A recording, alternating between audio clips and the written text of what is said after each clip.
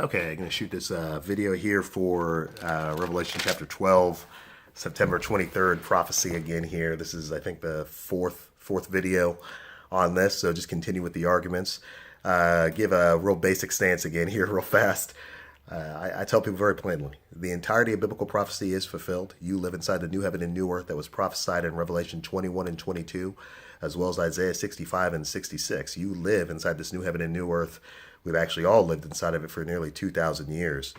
You live there regardless of your of your disagreement with me, and no matter how much you insist that the tribulation is in your future, it is not. The tribulation is happening to the initial receivers, the first people that were given this message. Those are the people who are going through the tribulation. You're reading about them in the book of Acts. But regardless, this event of Revelation is all fulfilled.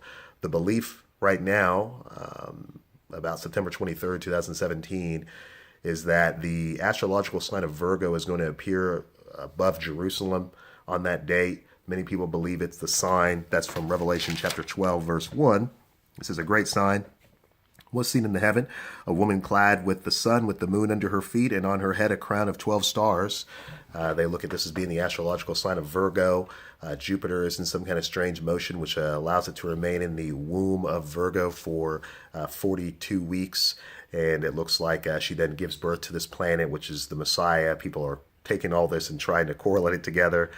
It's imagery. It's all imagery language. It's not discussing a literal star formation in the heavens.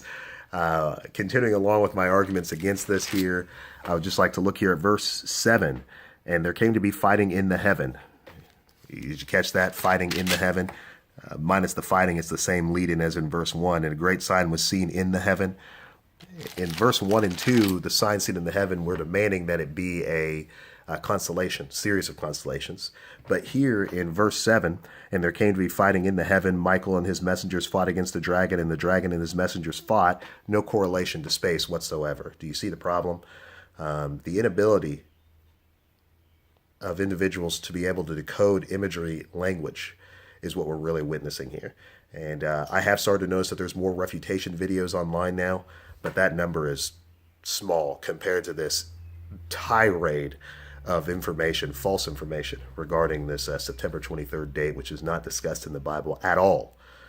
But, you know, here we are. We're watching individuals not be able to understand imagery language. There's only 17 verses in this chapter, so we're also demanding that roughly 11% of the chapter be used to understand the event. It's ridiculous.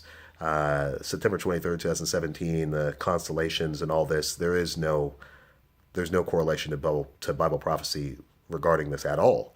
And it's just amazing. You see the lead in the heavens, absolute requirement for it to be a constellation in verses 1 and 2.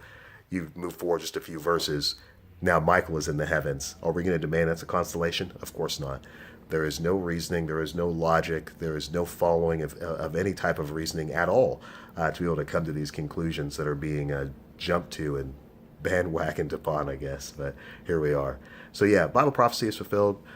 September 23rd, 2017 is just another in a long list of failed dates, soon to be failed dates actually in this case, from the future fulfillment crowd. So there we go, guys. Thanks. Bye.